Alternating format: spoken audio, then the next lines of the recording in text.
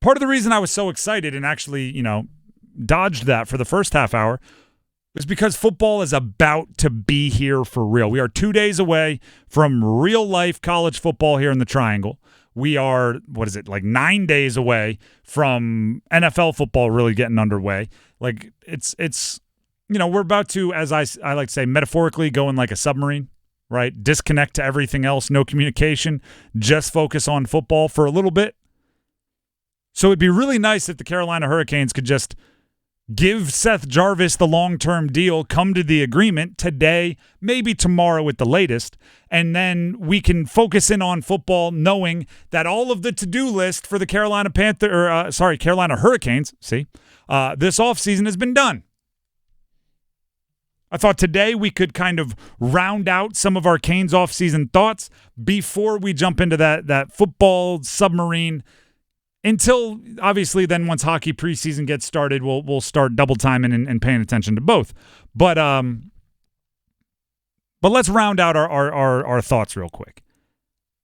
Martin Necas is one of the thoughts of the offseason.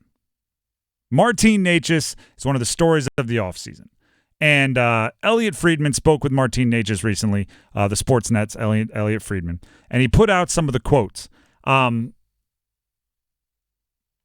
There's some that is expected, right? Hey, I didn't know if I was coming back. I wasn't sure. It was 50-50 there for a little bit. I'm happy to be back. We had a 2-year deal, blah, blah, blah, blah, blah, blah, blah. And then there was this.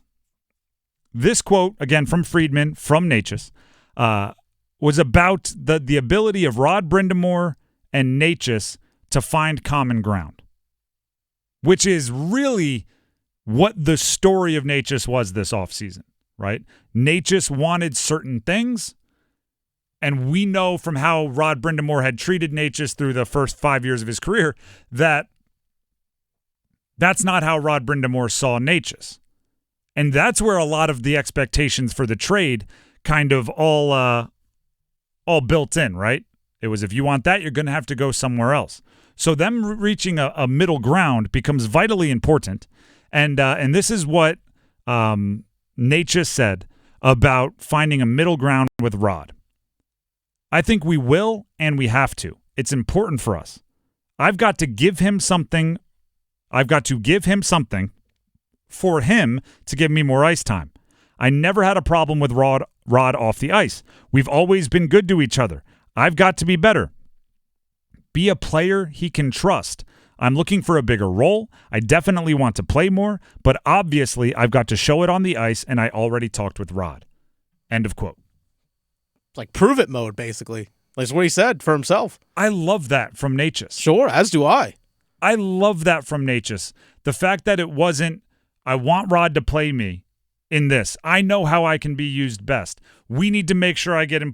It wasn't any of that. It was I, meaning I need to play better. I need to be a player he can trust. I've got to do the things that he sees that will give me a bigger role. And the irony of it all is this is kind of like Rod loves veterans, right? Rod loves guys that have been through the battles. Rod loves guys that have been through the wars. And I think it's sometimes maybe like I'm going like, gosh, trust the young guy. But the way Rod thinks is the veterans are the guys I can trust. Necas is kind of moving that way, right? Even with certain guys that left, right? Nason, gone. Tavo, gone. Pesci, gone. Shea, gone. With these guys that have moved on this offseason, like Martin Necas doesn't even realize he just kicked up like 4 spots in the veteran rankings. Right? It used to be, okay, am I going to give Necas this chance or this veteran that I'm super comfortable with? Now it's, am I going to give this rookie a chance or Necas, who I'm super comfortable with? Like, he's kind of switching roles. I love that. Love that from Martin Necas. And by the way, all across sports, you see guys who struggled to find their footing. What do I do? What's my role? Why doesn't coach blah, blah, blah? And then 4, 5, 6 years into their career, they figure it out. They mature, right? They start taking it under their own control, the things they can control. I would love for that to happen to Martin Necas because we know how physically gifted the dude is. Oh, it's undoubted. He watching him even on TV, which is rare for hockey. Like his speed and explosiveness pops every once in a while. You're like, whoa, who is that? Necas. He refused in the interview to name all of the specifics on which teams were talking to him, but he did confirm Columbus and Winnipeg were serious. We kind of already knew that. And he also said that a bunch of Hurricanes players worked him hard to stay, and he loves the guys in Carolina. That seems to be a common theme. On the Jake Guentzel front, this is what I'm talking about. That guy? We got to put a... We're talking that guy? Yeah, we're talking Jake Guentzel. Okay, we're talking that guy. We got to put a bow on it so we can go into the football submarine and pop out when hockey is ready to be played. The Guentzel stuff is going to sting for a while. Jake Guentzel is just a jackwagon. Aho seems to have loved Guentzel. Guentzel seems to have loved Aho. I have a quote here to Friedman about Guentzel. This is from Aho. That one obviously stung, but you've got to be happy for him to get that kind of deal. I still think we have a lot of good things going on with our team.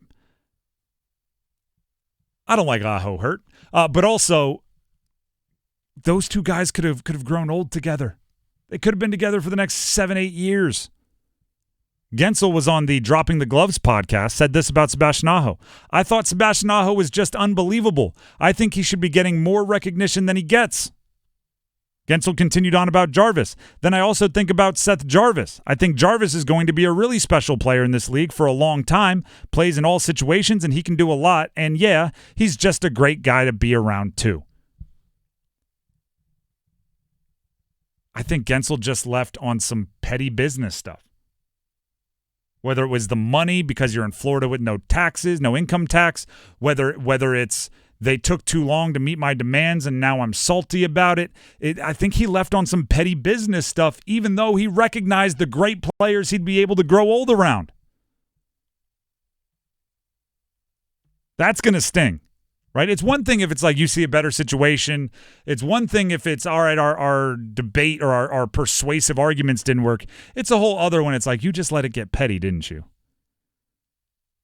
Enjoy Tampa. Jake Guentzel is just a jackwagon.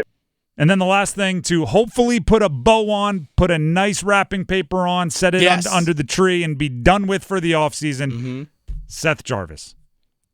Friedman said in his 32 thoughts, I have a theory that Carolina's extension with Jarvis is not far from done, possibly delayed because GM Eric Tulsky continues to tinker. I've had a hunch that it's been done for like 2 months. Haven't we all?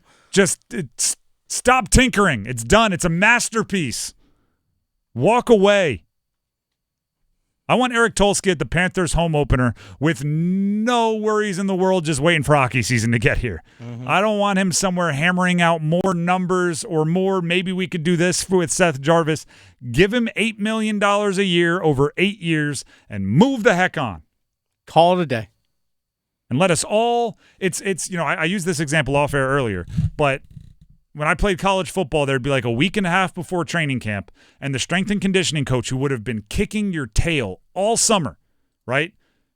5 a.m. workouts, middle of the hot day workouts, just stronger, faster, all of that, just absolutely kicking your tail, would go, all right, you got a week and a half until camp. Go home, see your family, enjoy, unplug, relax, show up in training camp ready to lock in. I want that to happen for Canes fans. I want that to happen for Canes fans. I want them to give Seth Jarvis the deal and tell Canes fans, take a week or two off, watch some mindless football, enjoy college football, some pro stuff, finish drafting your fantasy teams, and then be back once preseason starts, ready to lock in and go crazy for your Carolina Hurricanes. That's what I'm looking for. But you have to get the Jarvis deal done. You have to, or else we're not going to be able to do that. We're going to be sitting there worried about it, sitting on a beach, trying to enjoy the last bit of our summer.